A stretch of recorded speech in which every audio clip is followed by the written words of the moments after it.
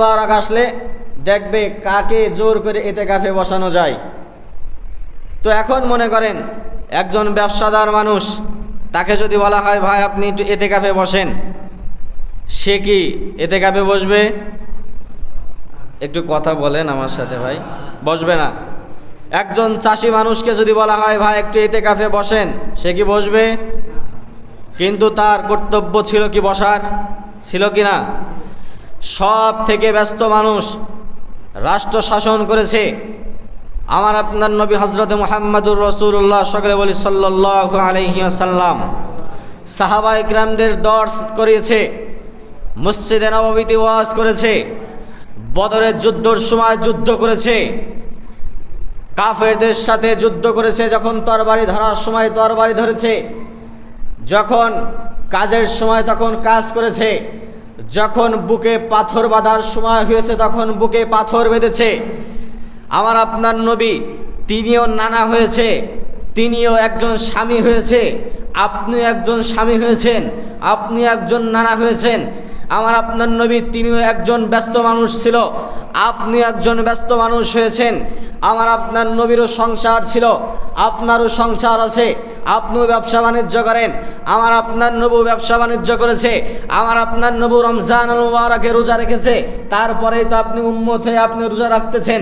বলেন তো সব কিছু বাদ দিয়ে নবীর থেকে ব্যস্ত মানুষ কি আপনি? একটু জোরে বলেন। নবীর থেকে ব্যস্ত মানুষ কি আমরা এখানে কেউ আছি?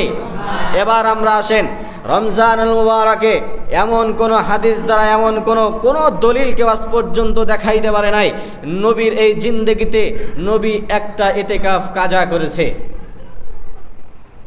সব ব্যস্ততার মধ্যেও যদি আমার আপনার নবী হযরত মুহাম্মদুর রাসূলুল্লাহ সাল্লাল্লাহু আলাইহি ওয়াসাল্লাম যদি ইতিকাফ করে নিতে পারে, ইতিকাফ যদি করতে পারে, আমি আর আপনি কি এমন ব্যস্ত হয়ে গেলাম যে ইতিকাফের কথা শুনলেই আমরা খোঁজা শুরু করে দিই যে এই গ্রামের সব থেকে বৃদ্ধা লোকটা কি আছে, তাকে একটু বুঝায়া সুজায়া যেভাবেই হোক এই বছর মসজিদে রাখতেই হবে।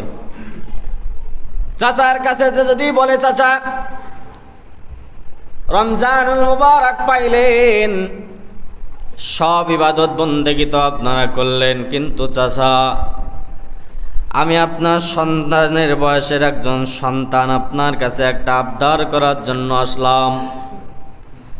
চাচা মুরব্বী মানুষ ডেকে বলো, বাজান বলো কি এমন আবদার তুমি আমার কাছে করবা? বাজান তেমন কোনো আবদার তোমার কাছে আমি করব না। আমাদের পিরোজপুর গ্রামে একটা কেন্দ্রীয় জামে মসজিদ আছে। ও চাচা তোমায় মুরব্বী হয়ে গেছো, তোমার কোনো কাজকর্ম নাই।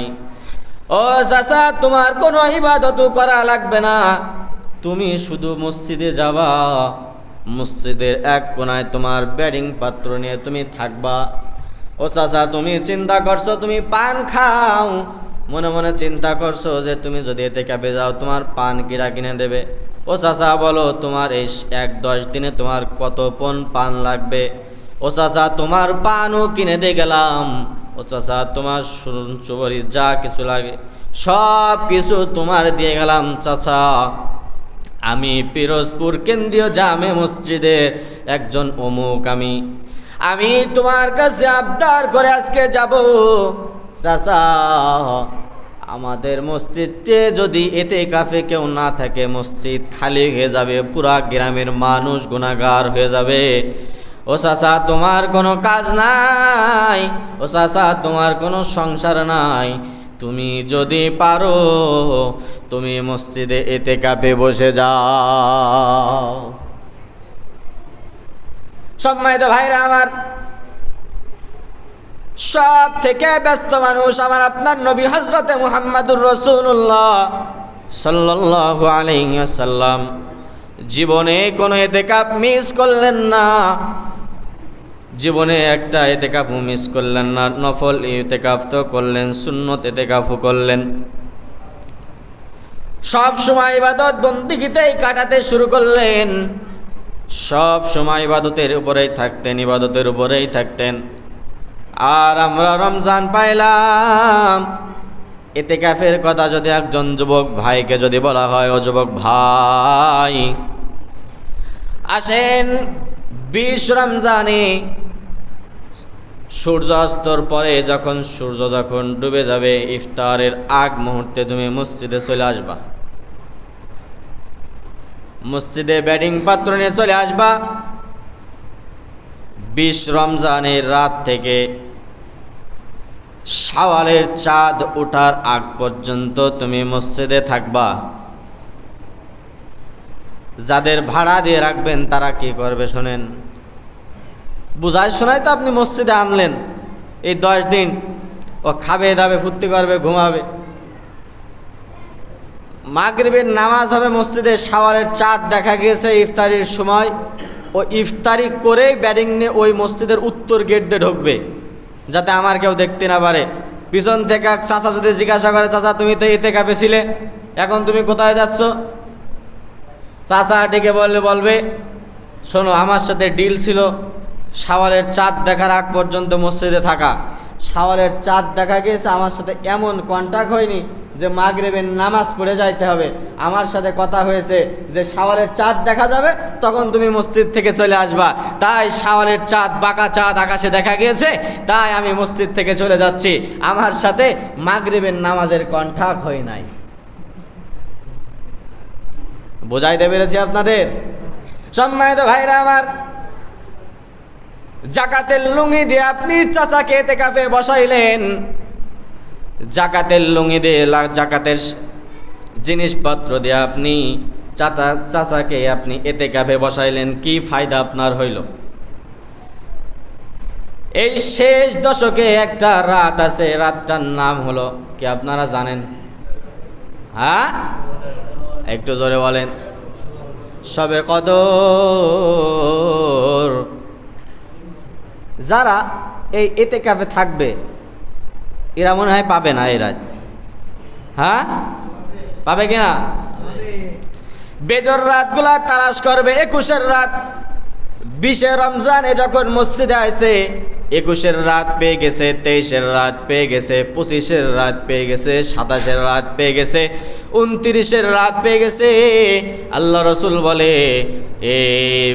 এই দিনগুলা গণনা করতে থাকো এবং বেজর রাতগুলা তালাশ করতে লাগো, দেখবা তোমরা লাইলাতুল কদর পেয়ে যাবা। এবার আপনাদেরকে একটা কথা বলি, একটু শোনেন। সবাই আমার দিকে তাকান। এই যে যারা নিচের দিকে তাকায় আছেন, ওই দিক থেকে এই দিক থেকে সবাই, ইতিকাফে থাকলে জাহান্নাম আপনার থেকে কত দূর চলে যাবে এটা কি বলবো? কত সওয়াব আপনার হবে? 1 খন্দক। কয় খন্দক বললাম? 3 খন্দক চলে যাবে। কয় খন্দক? 3 খন্দক। এবার এক খন্দক মনে হয় আমাদের এখান থেকে উজুখানা পর্যন্ত। হ্যাঁ, কথা বলে না?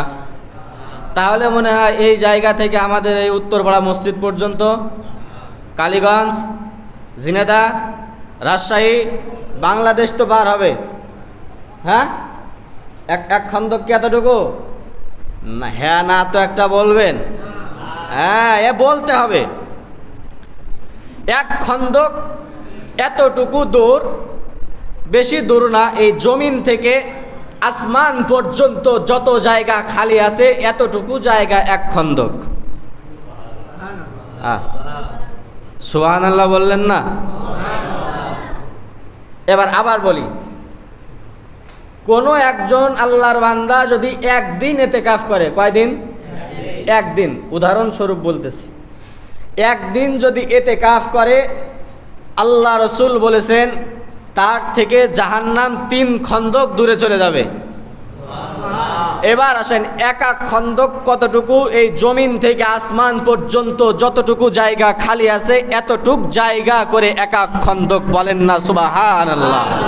তাহলে এবার বোঝেন, আপনি যদি 10 দিন যদি ইতিকাফ করেন, 10 খন্দক যদি আপনার থেকে জাহান্নাম দূরে থাকে, আপনি একজন জান্নাতিওয়ালা মানুষ। সবাই আমরা যে ইবাদত বندگی করি, সব থেকে আশা কি? আশা কি? বলেন, জান্নাতে যাব। তাহলে ইতিকাফের গুরুত্ব এত এত এত। সম্মানিত ভাইরা আমার, আমরা রমজানুল মুবারকে যে ইতিকাফে আমরা বসলাম, ইতিকাফে যদি আমরা বসে যাই, আল্লাহর কোনো বান্দা যদি কোনো কিছু যদি না পারে, মনে করেন আমার মতন একজন মূর্খ মানুষ, কিছু জানি না, কোনো ইবাদতও করি না, কোনো কিছু আমার ভিতরে নাই, আমি মসজিদে ইতিকাফে বসে গেলাম, এতটুকু তো পারি, আল্লাহ আল্লাহ আল্লাহ আল্লাহ আল্লাহ আল্লাহ সুবহানাল্লাহ সুবহানাল্লাহ আলহামদুলিল্লাহ আল্লাহু আকবার, এতটুকু শব্দ কি আমরা পারি না? এর ভিতরে এমন মানুষ নাই? এমন একজন মানুষও কি এখানে নাই আল্লাহর নাম বলতে পারে না? আল্লাহ তাআলা জানা দেয়, আমার কোনো বান্দা যদি যদি ইতিকাফ করে, কোনো কিছু পারে না, শুধু তসবির দানাটা দরকার নেই, তসবির দানা কিনাও যদি সামর্থ্য না থাকে, আঙুলের করগুলা গুনে গুনে যদি আল্লাহ আল্লাহ আল্লাহ বলে জিকির করতে থাকে, আমি আল্লাহ তাআলা ওই বান্দার অপেক্ষায় থাকি। আমার বান্দা যে সাজানো হয়, আর কোনো উম্মতের জন্য কি সাজানো হয়? হ্যাঁ, মনে আছে তো আপনাদের? সম্মানিত ভাইরা আমার, তাহলে ইতিকাফের গুরুত্ব কত কত! শুধু কি ইতিকাফকে মুরব্বীরা করবে নাকি যুবকেরাও করবে? হ্যাঁ বলেন তো, সবার জন্য একটু বলেন। এবার আসেন, হ্যাঁ দোয়া করে দিতে হবে। ভাই আমাদের মসজিদে কি টাকার বিনিময়ে কি রাখা হয়? হ্যাঁ, এর আগে হয়েছে, এখন তো আর হয় না। সম্মানিত ভাইরা আমার, এই জন্য ইতিকাফের গুরুত্ব আল্লাহ রাসূল সাল্লাল্লাহু আলাইহি ওয়াসাল্লাম জানা দেয়। আল্লাহর কোনো বান্দা যদি ইতিকাফে বসে যায়, মনে করেন আমাদের পিরোজপুরে এই মাদ্রাসায় অনেক বড় একজন আলেম এসে বয়ান করতেছে। কি করতেছে? বয়ান করতেছে। মনটায় চাবে না একটু ওই জায়গায় যাইতে? চাবে কি না? যে একজন আলেম বয়ান করতেছে, কুরআন হাদিসের কথা বলবে, কথা শুনবো, এটা আমার সওয়াব হবে। হবে না ভাই? হবে। একটা পয়েন্ট গেল। আর একটা পয়েন্ট হলো, এই গ্রামের একজন নামধারী একজন মানুষ মৃত্যুবরণ করল। তার আপনার জীবনে খুব ইচ্ছা ছিল যে আপনি যেখানেই থাকেন না কেন তার জানাজায় আপনি শরীক হবেন। দুইটা পয়েন্ট গেল। আর একটা পয়েন্ট, আপনি যদি ইতিকাফে না থাকতেন, আপনি হয়তো রাস্তায় যদি একটা খোয়া পড়ে থাকতো, একটা ভয়ঙ্কর কিছু থাকতো, আপনি যদি ওইটা সরায় দিতেন তো আপনার একটা সৎকার সওয়াব হইতো, ইত্যাদি ইত্যাদি ইত্যাদি যত কিছু আছে, এইগুলাতে আপনার সওয়াব হয়তো কি না? এইবার এই সওয়াবগুলা থেকে তো আপনি বঞ্চিত হয়ে গেলেন। যেহেতু আপনি ইতিকাফে আসলেন, জানাজা পড়তে গেলে বহুত পরিমাণ সওয়াব হয়, জানাজার খাটিয়াটি নিয়ে কবর পর্যন্ত গেলে আরও এক বহুত পরিমাণ সওয়াব হয়, কবর দিয়ে আসা পর্যন্ত আরও এক পরিমাণ সওয়াব হয়। তাহলে এত এত সওয়াব থেকে আপনি বঞ্চিত হয়ে গেলেন। রাস্তা থেকে একটা কষ্টদায়ক বস্তু আপনি সরায় দিলেন, যদি থাকতো আপনি সরায় দিতেন, এটা অনেক একটা সওয়াবের ভাগিদার আপনি হইতেন, এটা থেকেও আপনি বঞ্চিত হয়ে গেলেন। আর একটা কি বললাম বলেন? ওয়াজ শুনতেছেন শুধু। আর একটা বললাম, যদি আর একজন আলেম এসে যদি বয়ান করে, কুরআন হাদিস থেকে বয়ান করবে, ওইটা শুনলে আমি সওয়াবের অংশীদার হতাম। কয়টা বললাম বলেন? তিনটা বললাম। এবার আসেন, এক নম্বর, বড় একজন আলেম এসে বয়ান করলো, আমি এইটা থেকে অংশগ্রহণ করতে পারলাম না, এটা সওয়াব আমি পাইলাম না। জানাজার নামাজ পড়ে কবর পর্যন্ত গেলে বহুত পরিমাণ সওয়াব হয়, এটাও আমি পাইলাম না। রাস্তা থেকে একটা কষ্টদায়ক বস্তু আপনি সরায় দিলাম, যদি থাকতো আমি সরা দিতাম, এটা থেকেও আমি বঞ্চিত হলাম। আল্লাহ তাআলা বান্দার সুসংবাদ জানা দেয়, ও বান্দা, তুমি যদি এতেকাফে না থাকতে, জানি না কোনো কেউ মারা যাইতো কিনা, জানি না কোনো একজন আলেম এসে বয়ান করতো কিনা, তোমার জানা নাই যে রাস্তায় একটা কষ্টদায়ক বস্তু তুমি সরাইতে পারতা কিনা। কিন্তু ফেরেশতারা আমার বান্দাদেরকে জানায় দাও, আমার বান্দা যদি এতেকাফে বসে যায়, আমার বান্দার আমলনামায় এই যতগুলা কথা বললাম প্রত্যেকটার কথা 70 গুণ করে সওয়াব লিখে আমার বান্দার আমলনামায় লিখে দাও। সুবহানাল্লাহ, জোর হয় না, আর একবার জোরে বলেন না সুবহানাল্লাহ। আল্লাহর কোনো বান্দা যদি এতেকাফে বসে যায়, সে তো দুনিয়ার এই ফায়সা কাজগুলা থেকে বিরত থাকলো। 1 নম্বর বেগানা নারীর দিকে চোখ যাবে না, 2 নম্বর অন্যর সাথে কথা বলতে গেলে হয়তো মিথ্যা কথা বলতো, কিন্তু মিথ্যা কথা বলতে পারবে না। যদি অন্য বাজার ঘাটে যাইতো, মানুষের সাথে কথা কাটাকাটি হয়তো, গন্ডগোল ফ্যাসাদ হইতো, কিন্তু এগুলাও হলো না। আল্লাহ তাআলা আরো জানা দেয়, আমার যে বান্দা এতেকাফ করলো, আমার যে বান্দা এতেকাফ করলো, একে জানিয়ে দাও, এদেরকে জানায় দাও যারা এতেকাফে বসে গেল এরা কেমন নিষ্পাপ হয়ে যায়। কারণ যে লাইলাতুল কদর পেয়ে যাবে, লাইলাতুল কদর যার জীবনে পেয়ে যাবে, যে যার জীবনে একবার লাইলাতুল কদর পেয়ে যাবে, সে কেমন ধন্য মানুষ। ইন্না আনজালনাহু ফি লাইলাতিল কদর ওয়া মা আদরাকা মা লাইলাতুল কদর লাইলাতুল কদরি খায়রুম মিন আলফি শাহর তানাজ্জালুল মালাইকাতু ওয়ার রূহু ফিহা বিইذনি রাব্বিহিম মিন কুল্লি সালামুন হিয়া হাত্তা মাতলাইল ফাজর। বলেন আল্লাহু আকবার। সম্মানিত ভাইরা আমার, যারা এতেকাফে বসে গেল, লাইলাতুল কদর যারা পেয়ে গেল, এরা কেমন নিষ্পাপ হয়ে যায় বলবো কি আপনাদের? একজন গর্ভবতী মায়ের এই বুক থেকে যখন একটা ছোট বাচ্চা আছে, ওর মনে হয় জীবনে অনেক কবিরা গুনাহ জীবনে লেখা থাকে।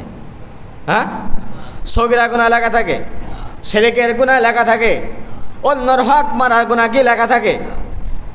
এগুলা কি এই ছোট বাচ্চার আমলনামায় কি লেখা আছে নাকি?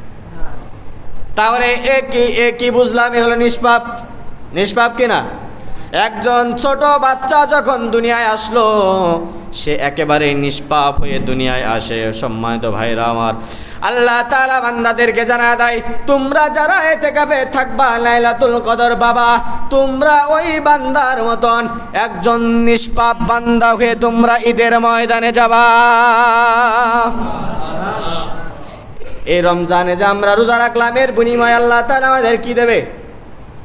আল্লাহ তাআলা বলে, দিন মজুরি যেমন কাজ করার সাথে সাথে মজুরিটা পেয়ে যায়, আমার বান্দাদের জানায় দাও, আমার বান্দারা যদি এই রমজানুল মুবারকে যদি রোজা থাকে, এই রমজানুল মুবারকে যদি সিয়াম সাধনা করে, এই রমজানুল মুবারকে যদি 20 রাকাত তারাবি পড়ে, এই রমজানুল মুবারকে যদি নফল ইবাদত বাড়া দেয়, এই রমজানুল মুবারকে যদি মিথ্যা কথা বলে ছেড়ে দেয়, এই রমজানুল মুবারকে যদি সুদ খাওয়া ছেড়ে দেয়, এই রমজানুল মুবারকে যদি ঘুষ খাওয়া ছেড়ে দেয়, এই রমজানুল মুবারকে যদি অন্যর হক মারা ছেড়ে দেয়, এই রমজানুল মুবারকে যদি তাই টাকাটা বাদ দিয়ে দেয়, এই রমজানুল মুবারকে যদি নবীর সুন্নতটা আঁকড়া ধরে, এই রমজানুল মুবারকে যদি আল্লাহ এবং আল্লাহ রাসূলের সব বিধানগুলা মেনে মেনে চলে, আমার বান্দাদেরকে জানা দাও, যেমন দিন মজুরি কাজ করার সাথে যেমন বেতন পেয়ে যায়, আমি আমার বান্দাদের উদাহরণস্বরূপ আমি আল্লাহ তাআলা আমার বান্দাদের হয়ে গেলাম। আল্লাহ তাআলা যদি নিজেই আমাদের হয়ে যায়, আর কি কোনো কিছু আমাদের কোনো পরাশক্তি কি আমাদেরকে কোনো ক্ষতি করতে পারবে? পারবে? পারবে না। তাহলে আমরা ইতিকাফ করব তো ইনশাআল্লাহ? পারা যাবে তো ইনশাআল্লাহ? মনে করেন আপনি যারা 10 দিন থাকবে তারা তো অনেক ভাগ্যবান মানুষ। আপনি দরকার হয় 10 দিন না পারেন, একদিন করে থাকেন, সুন্নত থাকেন, এটা তো নফল, যে কিছু মানুষ থেকে দিলে এই গ্রামের যত মানুষ আছে সবারটা আদায় হয়ে গেল। যদি না থাকে সবাই গুনাহগার হলো। এবার যারা থাকলো এরা মনে হয় লস করলো, হ্যাঁ? এরা হলো লাইলাতুল কদর পাওয়ার এদের একটা সম্ভাবনা আছে। আর যদি লাইলাতুল কদর যদি তালাশ করে অবশ্যই পাবে, অবশ্যই পাবে, অবশ্যই পাবে। কারণ আল্লাহ তাআলা কুরআনুল কারীমের আয়াত নাজিল করে আমাদেরকে জানিয়ে দিয়েছে। আপনি ব্যস্ত মানুষ, সব কাজে আপনার সময় হয়, কিন্তু ইবাদতের সময়টা আপনার হয় না। সব কাজে আপনার সময় আপনি বের করে নেন, কখন কোন সময়, সব সময় আপনি আপনার সময়টা বের করে নেন, কিন্তু যখন একটু নামাজের সময় হয় ওই 10টা মিনিট সময় আপনার হয় না। এই যে আল্লাহ তাআলা রমজানুল মুবারক দিয়েছে একটা মাস, 11টা মাস আপনি পেট ভরে ভরে খান, একটা মাস একটু আল্লাহর ইবাদত করেন। এই যে ইতিকাফের যে বিষয়টা, আপনি প্রতিদিন থাকতে না পারেন, ইবাদত নিয়ত করে আসবেন, ইফতারের আগে ঢুকে যাবেন, করে পরের দিন ইফতার পর্যন্ত দরকার হয় থাকবেন, একদিন করে সুন্নত আদায় করবেন। যারা নফলে থাকবে, যারা এই যে পুরা রমজান ইতিকাফে থাকবে, তাদের ভাগ্যটা তো আর আমাদের মতন কপাল পোড়া না আমরা, এই জন্য তো আমরা ইতিকাফে থাকতে পারি না।